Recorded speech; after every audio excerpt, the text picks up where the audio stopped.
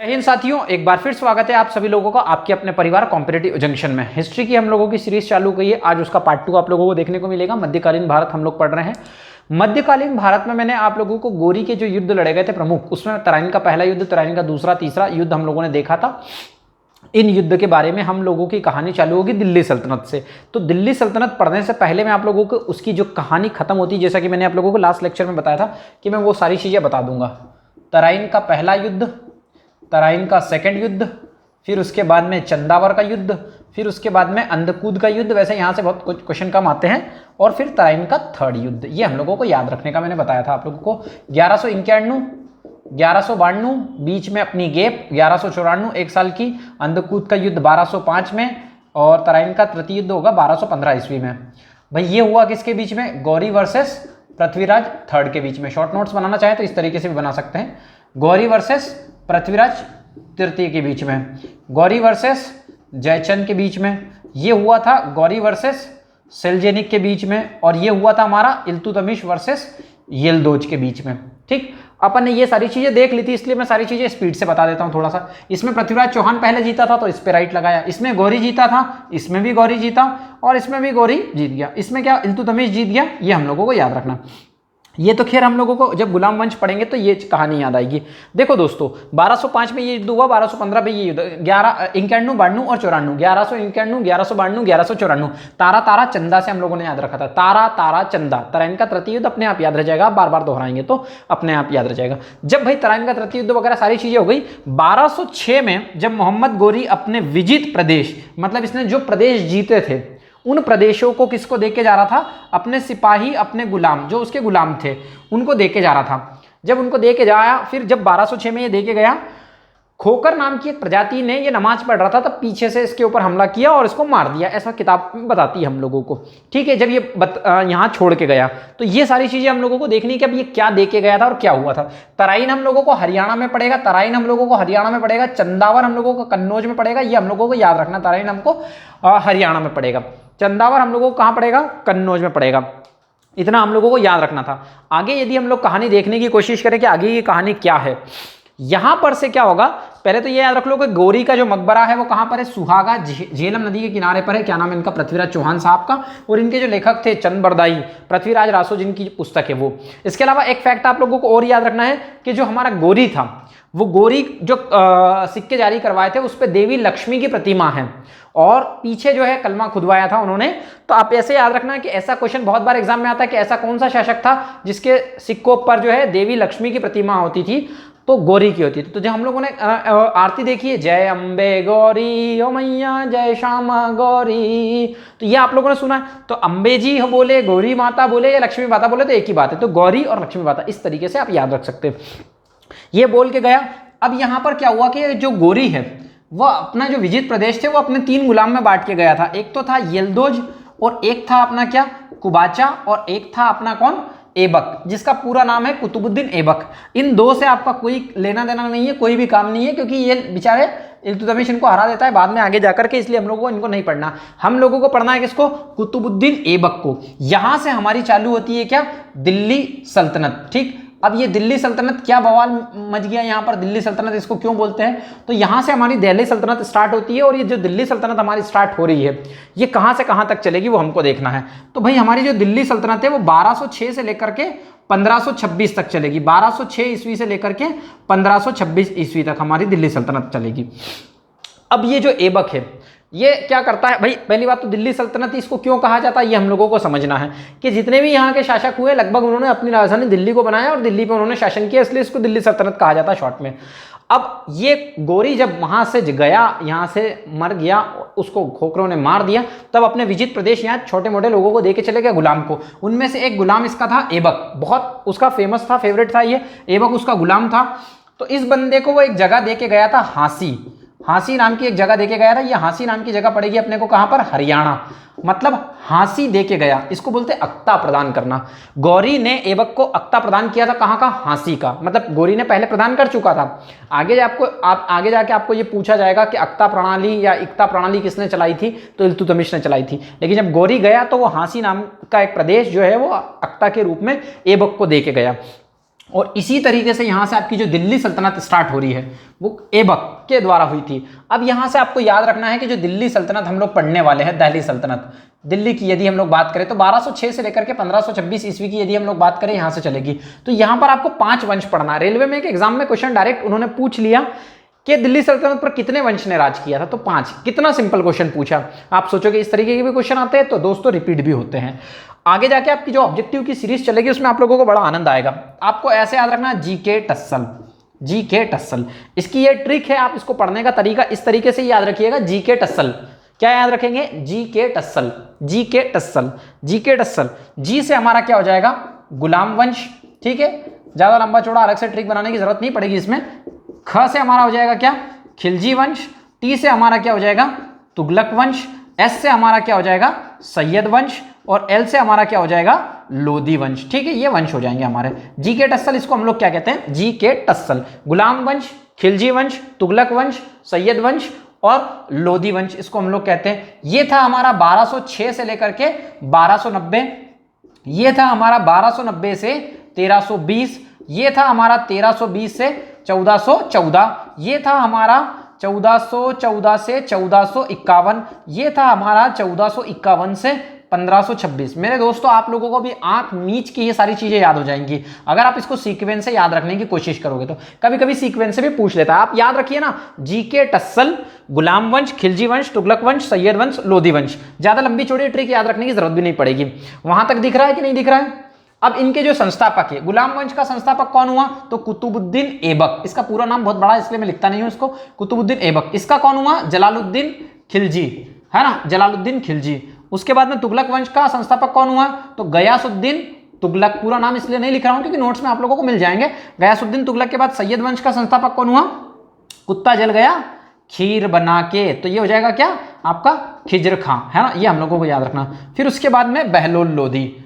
अब अपने को ये चीज याद रखनी, बहलोल लोधी। तो भाई दिल्ली सल्तनत में इन 5 वंशों ने राज किया था, ये हम लोगों को याद रखना है। दिल्ली सल्तनत में इन 5 राजवंशों ने राज किया था, गुलाम वंश, खिलजी वंश, तुगलक वंश, सैयद वंश, लोधी वंश।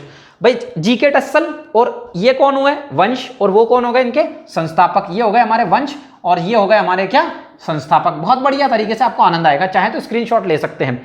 अब गुलाम वंश तो ये तो याद रहेगा जीके टस्सल से आप लोगों को, लेकिन इसके जो संस्थापक हुए उसको आप लोग कैसे याद रखोगे? तो ऐसे याद रखोगे, इसकी ट्रिक अलग अलग ट्रिक है वैसे इसकी। तो कुत्ता जल गया खीर बना के।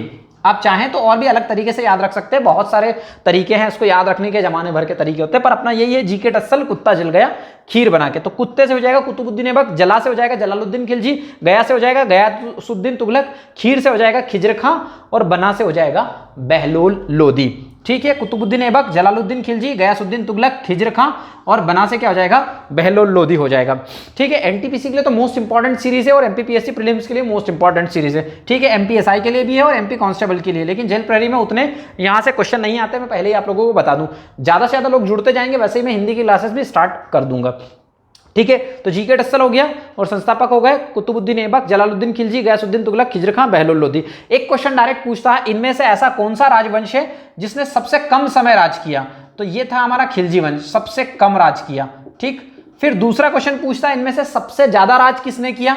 तो तुगलक वंश ने सबसे ज्यादा राज किया था। ठीक है, ये मात्र 30 साल के समथिंग राज किए और ये 94 के समथिंग राज किए, 94 साल के समथिंग राज, ये 84 साल राज किए, ये 37 साल राज किए और ये 75 साल राज किए। ये हम लोगों को याद रखना, इतनी कहानी आप लोगों को याद रखना। आप चाहें तो क्या कर सकते हैं? स्क्रीनशॉट ले सकते हैं।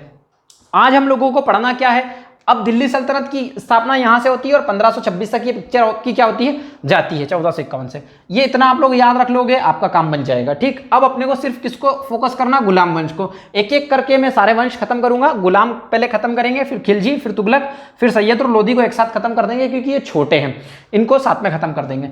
अब ये अपने को सिर्फ किस पे फोकस करना है? गुलाम वंश पे। तो दिल्ली सल्तनत में हम लोग गुलाम वंश की बात करें यदि, तो जब वहां से गया भाई अपना कौन? गोरी, तो अपना हांसी नाम का प्रदेश दे के गया, तो वो ऐबक को दे के गया था। तो सबसे पहली तो आपको ये बात याद रखना है, इसको इंग्लिश में बोलते हैं स्लेव डायनेस्टी, स्लेव डायनेस्टी कहा जाता है। तो गुलाम वंश का संस्थापक कौन हुआ? गुलाम वंश का जो संस्थापक हुआ वो आपका कुतुबुद्दीन ऐबक हुआ। इसी को क्या कहते हैं? ममलूक वंश भी कहते हैं। अब इसको गुलाम वंश इसलिए कहा जाता है, पीएससी की बात करें मेंस की, तो मेंस का लेक्चर अलग ही रहेगा आप लोगों के लिए। गुलाम वंश का संस्थापक ऐबक और ममलूक भी कहा जाता है। ममलूक वंश भी कहा जाता है। ये गुलाम थे किसके? गौरी के, इसीलिए इसने अपना नाम क्या रख दिया? गुलाम वंश के नाम पर रख दिया। अलग अलग इससे तर्क दिए जाते हैं, हालांकि जब हम पीएससी पढ़ते हैं तो पहली बात तो हम लोग पढ़ें कि भाई ये ऐबक आया। पहले अपन एक चीज देखते हैं कि गुलाम वंश में कौन कौन से शासक हुए। अब यहां पर मेरी बात को ध्यान से सुनना, सिर्फ ये समझने की बात है, कभी कभी सीक्वेंस से चीजें आ जाती है, उतना विस्तृत नहीं पूछता है, लेकिन मैं आप लोगों को एक ट्रिक के जरिए इन जो वंश के लोग हैं उन सभी के नाम आप लोगों को बता देता हूं। कैसे याद रखना उन सभी के नाम आप लोगों को, है ना? ऐसे याद रखना कि कुंवारा आराम करे, कुंवारा आराम करे, इधर रजिया बेशरम, कुंवारा आराम करे, इधर रजिया बेशरम, अलग नखरे बता के मरे, बता के मरे। ठीक, ये ट्रिक है अपनी किसकी? गुलाम वंश के जो भी शासक हुए। अब आप बोलोगे सर इतने सारे शासक को हम लोगों को याद नहीं रख पाएंगे, तो आपको सिर्फ 4 ही शासक के बारे में पढ़ना है जिन लोगों ने अच्छे काम किए हैं, मतलब लड़ने के काम करे, कुछ अच्छे काम करके चले गए, कुछ युद्ध करे, बाकी सब क्या टाइम पास कर रहे थे। तो आपको गुलाम वंश के जो शासक हुए कभी कभी सीक्वेंस से जमाने के लिए दे देता है, पूछ लेता है इनमें से कौन सा शासक गुलाम वंश का नहीं है, कौन सा शासक गुलाम वंश का था, तो उस तरीके से याद रखना है। कुंवारा आराम करे, इधर रजिया बेशरम, अलग नखरे बता के मरे। कुंवारा आराम करे, इधर रजिया बेशरम, अलग नखरे बता के मरे। कुंवारा आराम करे, इधर रजिया बेशरम, अलग नखरे बता के मरे। तो कुंवारा से हमारा क्या हो जाएगा? कुतुबुद्दीन ऐबक। आराम से क्या हो जाएगा हमारा? आराम शाह। ठीक, आराम शाह हो गया हमारा। फिर करे से कुछ भी नहीं है, इधर से क्या हो जाएगा? इल्तुतमिश हो जाएगा। अब मेरी बात को ध्यान से समझना, इल्तुतमिश, ये हमारा इल्तुतमिश हो गया। और ये जो रा है इससे क्या हो जाएगा? रुकनुद्दीन, रुकनुद्दीन फिरोज। ठीक, ये रुकनुद्दीन फिरोज जाएगा। रजिया से हमारा रजिया सुल्तान, बेशरम से हमारा क्या हो जाएगा? बहराम शाह। अलग से क्या हो जाएगा? अलाउद्दीन मसूद शाह, अलाउद्दीन मसूद शाह। ठीक, ये हम लोगों को याद रखना। नखरे से क्या हो जाएगा?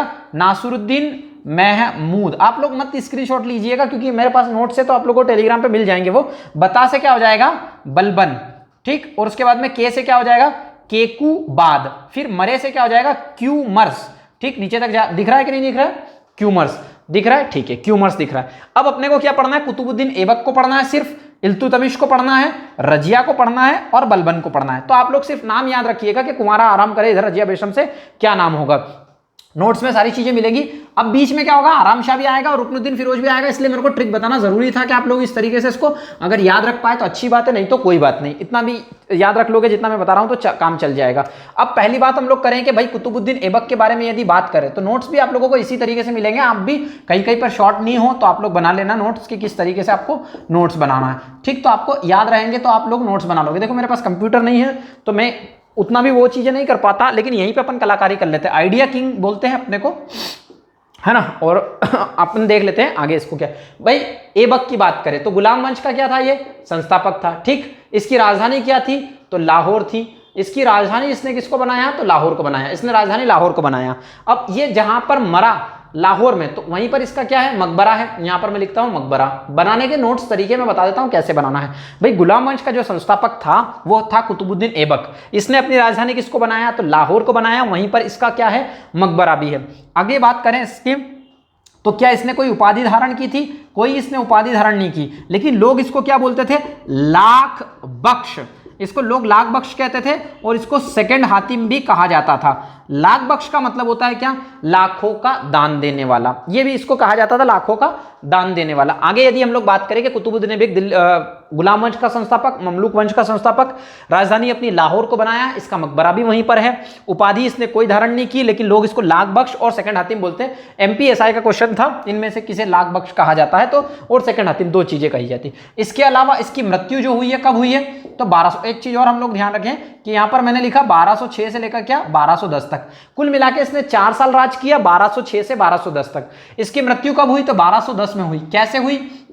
चौगान खेलते समय। चौगान का मतलब क्या होता है? पोलो खेलते समय। मेरे प्यारे दोस्तों, चौगान पोलो खेलते समय इसकी मृत्यु हो गई। ऐसा क्वेश्चन डायरेक्ट आता है एग्जाम में कि पोलो या चौगान खेलते समय घोड़े से गिरकर किसकी मृत्यु हुई थी? तो भाई ये घोड़े से गिरा और घोड़े से गिर करके क्या हो गई? घोड़े से गिर करके इसकी मृत्यु हो गई। घोड़े से गिर करके मृत्यु हो गई कुतुबुद्दीन ऐबक की। फिर उसके बाद में यदि हम लोग बात करें कि इसने कंस्ट्रक्शन क्या क्या करवाया, तो निर्माण की यदि हम लोग बात करें तो निर्माण में इसने, यहां पर दिख रहा है कुतुब मीनार की बात करें, कुतुब मीनार किसने क्या करी? नींव रखी थी। पहली बात तो आप लोगों को यह याद रखना, आपसे पूछे कि कुतुब मीनार की नींव किसने रखी? तो ऐबक ने रखी थी। कुतुब मीनार की जो कंस्ट्रक्शन चालू किया उसके बाद में क्या हुआ, इसकी डेथ हो गई। कुतुब मीनार की नींव रखी कुतुबुद्दीन ऐबक ने, पूरा करवाया। कुतुब मीनार को पूरा किसने करवाया था, पूरा करवाने का काम किया था किसने, इल्तुतमिश ने। देखो मैं पूरे नाम नहीं लिखूंगा, IAKM इसी तरीके से लिखना, क्योंकि अपने को एक बार सुनने में आ गया, समझने में आ गया, तो नोट्स हमारे पास में रखे हैं, तो फिर डिटेल करने से मतलब नहीं है इनके नाम। पूरा करवाने का काम इसने करवाया। देखो कुतुब मीनार बनना स्टार्ट हुई, ऐबक ने बनवाना चालू किया, एक मंजिल बनवाई, फिर निपट गया भाई अपना। तो इल्तुतमिश ने क्या करा, इसको पूर्ण करवाया। लेकिन जब फिरोज शाह तुगलक आता है, आप बोलोगे सर फिरोज शाह तो तुगलक वंश का होगा, तो बिल्कुल सही बात है आप लोगों की, बनवा के चले गया फिरोज शाह। तुगलक के टाइम पे क्या हुआ, इसकी चौथी मंजिल गिर गई, इसकी 4th मंजिल क्या हो गई, गिर गई। अब ये चौथी मंजिल गिर गई, तो इस फिरोज शाह तुगलक ने चौथी मंजिल की मरम्मत करवाई, और साथ ही इसने क्या कर दिया, 5वीं मंजिल का निर्माण भी करवा दिया। तो इस तरीके से फिरोज शाह तुगलक अलग अलग किताबें अलाउद्दीन खिलजी को भी बीच में ले आती है, लेकिन उस पचड़े में मत पढ़ना आप अलाउद्दीन खिलजी के। आप ये याद रखना कि कुतुब मीनार की नींव किसने रखी, तो कुतुबुद्दीन ऐबक ने। पूरा करवाने का काम तो इल्तुतमिश ने। फिरोज शाह तुगलक वंश का था, इन्हीं के समय चौथी मंजिल गिरी, चौथी मंजिल का उसने ठीक से कंस्ट्रक्शन करवाया और 5वीं मंजिल का निर्माण भी करवा दिया। ये इतने काम किए थे ये 3-4 लोगों ने। एक चीज और याद रखना है कि ऐबक ने जो कुतुब मीनार का निर्माण करवाया था वो किसकी याद में करवाया था, तो याद में करवाया था वो बख्तियार काकी की याद में। बख्तियार काकी की याद में इन्होंने क्या करवाया था भाई, कुतुब मीनार का निर्माण करवाया था। बख्तियार काकी कौन है, सूफी संत थे, महिला नहीं थी, याद रखना, काकी से ऐसा मत समझना महिला। तो बख्तियार काकी कौन थी, सूफी संत थे, अपने को ये याद रखना, इन्हीं की याद में इन्होंने बनवाया था, ये अपने को याद रखना। ये कुतुब मीनार हो गई। इसके अलावा यहां बना देता हूं मैं, इसने और क्या बनवाया, तो भाई 2.5 दिन का झोपड़ा इसने बनवाया, 2.5 दिन या 2.5 दिन का झोपड़ा इसने बनवाया। ठीक, उसके बाद में मैं बात करूं तो इसने क्या बनवाया भाई ने, कुव्वत उल इस्लाम मस्जिद। ठीक, कुव्वत उल क्या हो गया, इस्लाम मस्जिद हो गया। ठीक, कुव्वत उल इस्लाम मस्जिद की यदि हम लोग बात करें, कुव्वत उल इस्लाम मस्जिद हो गया। ये 2.5 दिन का झोपड़ा कुव्वत उल इस्लाम मस्जिद की हम लोग बात करें। 2.5 दिन का झोपड़ा अजमेर में है। देखो कभी कभी इसको 2.5 दिन का झोपड़ा भी बोलते हैं, कुछ बोलते हैं कि पहले मंदिर था बाद में इसको मस्जिद में कन्वर्ट कर दिया गया है ना, और 2.5 दिन में बन गया था, इसीलिए इसको 2.5 दिन का झोपड़ा भी कहते हैं। कुव्वत उल इस्लाम मस्जिद अपनी कहां पर है, तो ये दोस्तों हमारी कहां पर है, दिल्ली में मस्जिद है। ये भी अपने को याद रखना है भाई। अब क्या हुआ, इसकी मृत्यु हो गई चौहान खेलते समय, इतना आप याद रख लीजिएगा। अगर स्क्रीनशॉट लेना चाहे तो ले लो, मत लो, क्योंकि मेरे पास में नोट्स सिस्टमेटिक इसी तरीके से बनवाए हैं बच्चों को मैंने ऑफलाइन में, तो आप लोगों को वो सारी चीजें मिल जाएंगी। बस दोस्तों आप लोगों का प्यार बना रहे, और एक दिन मैं आप लोगों को बहुत सारे सच बताने वाला हूं। अभी मेरे पास में ऑडियंस भी नहीं है उतनी ये बताने के लिए कि क्या सही और क्या गलत हुआ है, लेकिन एक वक्त ऐसा आएगा जब मैं आप लोगों को बहुत सारी चीजें ऐसी बताऊंगा जो आप लोगों को बरगलाई गई है। और किसी व्यक्ति की इमेज खराब करना वो अलग बात हो जाती है। बहुत सारे लोग रहते हैं अपने सिर्फ बिजनेस के बारे में सोचते हैं, इल्तुतमिश, लेकिन फिर भी ठीक है, अब जो हुआ है ऊपर वाले की दुआ से अच्छा ही हुआ है। इल्तुतमिश की यदि हम लोग बात करें तो इल्तुतमिश इसके बाद में आता है क्या, नहीं आता। कुंवारा आराम करे, तो आराम शाह इसके बाद में आता है। तो बोले सर 1206 से लेकर के 1210 तक यदि हम लोग बात करें, मेरे पास समय का बिल्कुल भी अभाव नहीं था मेरे मित्रों, ऐसा कुछ भी नहीं है कि समय का अभाव था। मैं बताऊंगा चीजें, अभी थोड़ा सा समय मांगेगी वो चीजें 1206 से, लेकिन यह है कि मुस्कुराएगा इंडिया और मुस्कुराता रहेगा इंडिया। मुस्कुराना चाहिए, क्योंकि मुस्कुराहट ही दुनिया का सबसे सच्चा गहना और सबसे सच्चा दोस्त है। 1206 से लेकर के 1210 की बात कर लेते। आराम शाह बेचारा 6 महीने बैठा, कुछ किताबें 8 माह भी बताती है, 6 माह या 8 माह गद्दी पर बैठा, सबसे कम समय तक राज करने का काम।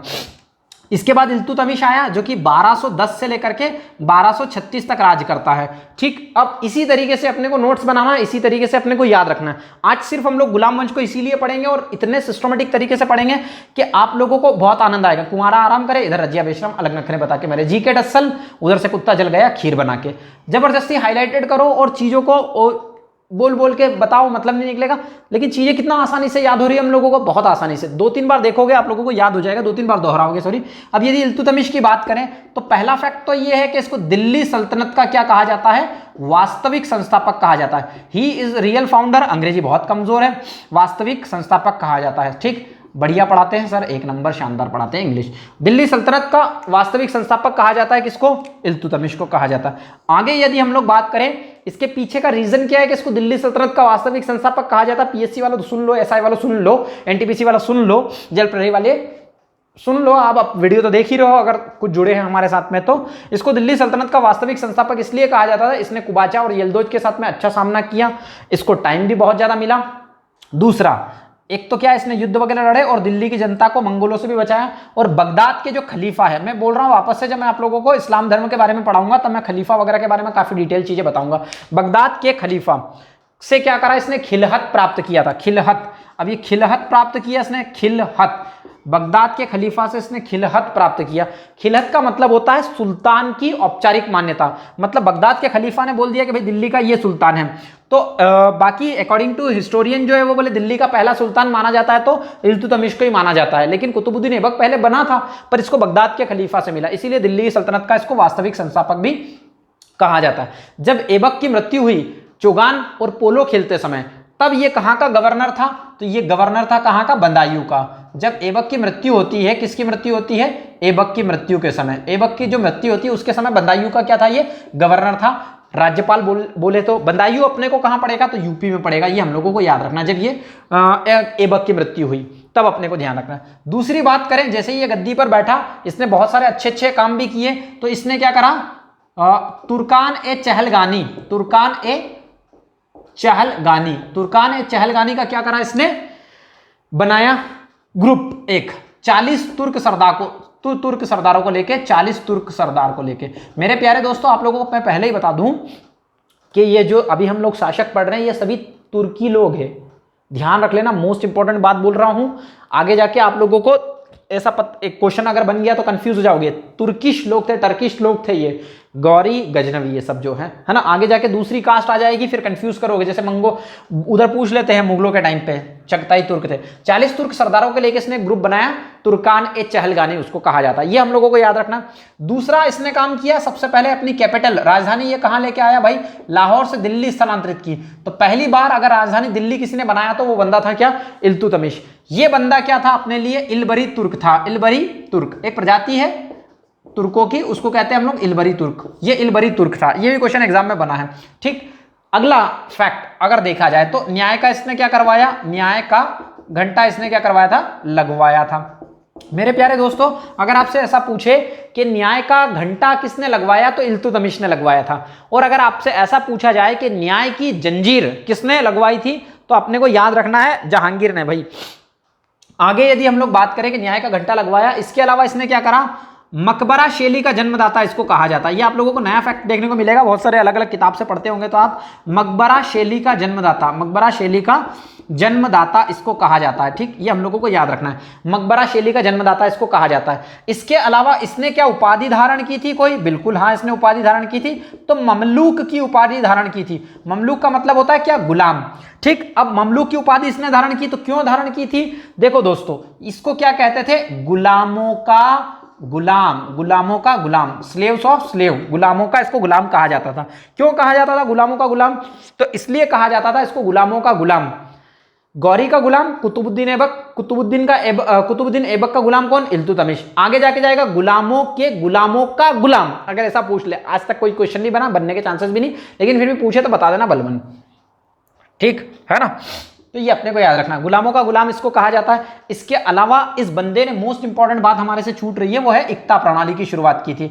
इक्ता या अक्ता, बात एक ही है, इक्ता या अक्ता प्रणाली की इसने शुरुआत की। जब हम लोग एमपीपीएससी मेंस के लिए पढ़ते हैं तो इक्ता प्रणाली या अक्ता प्रणाली के बारे में काफी विस्तृत में पढ़ते हैं मेंस के लिए। तो इक्ता और अक्ता प्रणाली की शुरुआत इल्तुतमिश ने की थी। इधर से भी ई आ रहा है, इधर से भी ई आ रहा है, तो याद रख लेना इक्ता प्रणाली की शुरुआत। अब ये इक्ता क्या बवाल है दोस्तों, तो ये इक्ता एक ऐसी चीज है, मतलब आप बोलो कि वेतन के बदले क्या देना, भूमि देना। कभी कभी रेलवे वगैरह की एग्जाम में ऐसा पूछा जाता है, वेतन के बदले क्या देना, भूमि देना, वेतन के बदले भूमि देना। इक्ता प्रणाली में क्या होता था, वेतन के बदले भूमि दे देते थे। जैसे कि आप लोगों को हांसी देके गया था, हरियाणा में जो एक जगह है, कौन देके गया था, गोरी देके गया था। फिर इसके बाद में एक चीज और अपने को याद रखनी है कि इल्तुतमिश ने क्या करा था, एक केंद्रीय सेना बनाई थी, है ना, सेंट्रल आर्मी जिसको हम लोग बोले, एक केंद्रीय सेना क्या करा इसने, एक केंद्रीय सेना बनाई थी। मकबरा शैली हो गया, इल्तुतमिश हो गया, न्याय का घंटा हो गया, वास्तविक संस्थापक हो गया। इसके अलावा हम लोग यदि बात करें तो तांबे का जीतल, तांबे का इसने क्या करा, जीतल, और चांदी का इसने क्या करा भाई, चांदी का एक सिक्का चलवाया था। तांबे का जीतल और चांदी का टंका इसने चलवाया था। चांदी का जीतल और क्या बोलते, तांबे का जीतल और चांदी का इसने क्या करा, टंका चलवाया, मतलब सिक्के चलवाए थे। ये हम लोगों को याद रखना है, इतना आप लोग याद रखिए। चाहे तो आप लोग इसका स्क्रीनशॉट ले सकते हो, और नहीं लेना चाहे तो नोट्स में भी इसी तरीके से आप लोगों को देखने को मिलेगा। अब कुछ और बातें आप लोग सुनिए। क्या बातें हैं। इल्तुतमिश मरने से पहले 1210 से लेकर के 1236 तक बैठा है, मरने से पहले अपना उत्तराधिकारी रजिया सुल्तान को नियुक्त करके चले गया। एक और इंपॉर्टेंट बात यह है कि भाई इल्तुतमिश के टाइम पे प्रसिद्ध मंगोल आक्रांता चंगेज खान का आक्रमण हुआ। चंगेज खान ने आक्रमण किया था किसके ऊपर? ख्वारिज्म के सम्राट जो है मंगबरनी, उनके ऊपर आक्रमण किया था।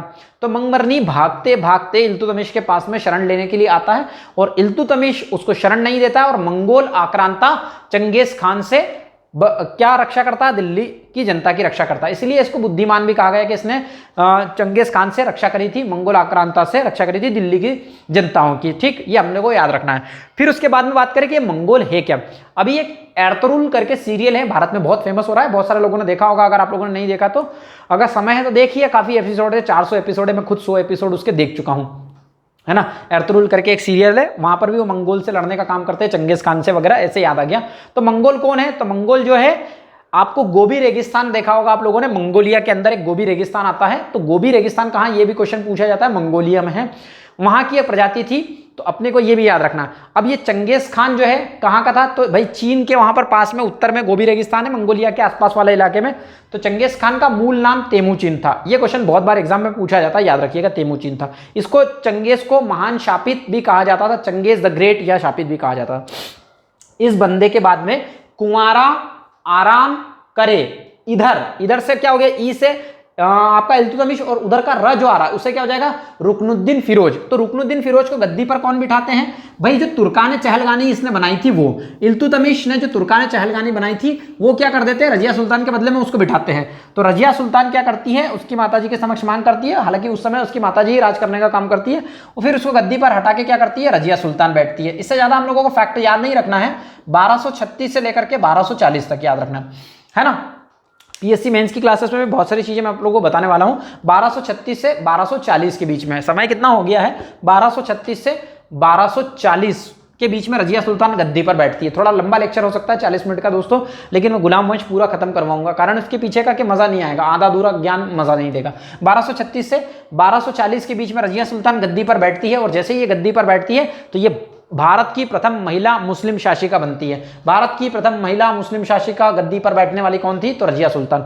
रजिया सुल्तान जैसे ही गद्दी पर बैठती है, इसी के साथ में क्या होता है कि जो टोपी पहनने का काम होता है, पर्दा प्रथा का त्याग करने का काम करती है, और दरबार में क्या चोगा और काबा पहन के आती थी। इसके अलावा यदि हम लोग बात करें कि रजिया सुल्तान का एक बॉयफ्रेंड था, याकूत, है ना, प्रेम संबंध है उसके साथ में। याकूत को हम लोग कहें, इसका क्या था? ये बॉयफ्रेंड था याकूत। याकूत के साथ में इसके प्रेम संबंध थे, और रजिया सुल्तान ने इसको क्या बना दिया था? अमीर ए आखुर। अमीर ए आखुर, वो जो अमीर आखुर इसको बनाया था। ठीक, अमीर आखुर किसको बनाया? याकूत को बनाया। किसने? रजिया सुल्तान ने। ठीक, ये हम लोगों को याद रखना। अब अमीर आखुर का मतलब क्या होता है? तो अमीर आखुर का मतलब होता है घोड़ों का सरदार। ये जो था गैर तुर्क था, और गैर तुर्क को उसने घोड़ों का सरदार बनाया अमीर आखुर। तो जितने भी तुर्की लोग थे इनके खिलाफ हो गए, खास करके तुर्कान चहलगानी, जो 40 अमीर तुर्की सरदारों का था। अमीर मतलब पैसे वाला नहीं है, मैं बताऊंगा इसके बारे में, कभी छोटा वीडियो रहेगा उसमें, है ना, अमीर की क्या कहानी। तो अमीर आखुर ने बनाया इसको, घोड़ों का सरदार बनाया। ठीक, ये बात याद रखना आप लोगों को। फिर भटिंडा का एक गवर्नर था, अपने को भटिंडा कहाँ पड़ेगा? तो दोस्तों पंजाब में पड़ेगा। भटिंडा का जो गवर्नर था पंजाब के अंदर पड़ेगा, अल्तुनिया उसका नाम था। अल्तुनिया के ऊपर विद्रोह हुआ, अल्तुनिया ने इनके ऊपर विद्रोह किया, लड़ाई दंगा करना स्टार्ट किया। अल्तुनिया से रजिया सुल्तान हार गई। जब भटिंडा के गवर्नर अल्तुनिया ने उसके ऊपर विद्रोह किया तो हार गई, और परिणाम स्वरूप क्या करा? रजिया ने इसके सामने शादी का प्रस्ताव रख दिया। दोनों ने शादी कर ली।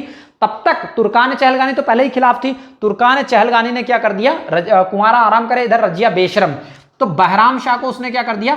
गद्दी पर बिठा दिया। देखो काम आ रही है ट्रिक, कुंवारा आराम करे, इधर रजिया बेशरम, अलग नखरे बता के मरे।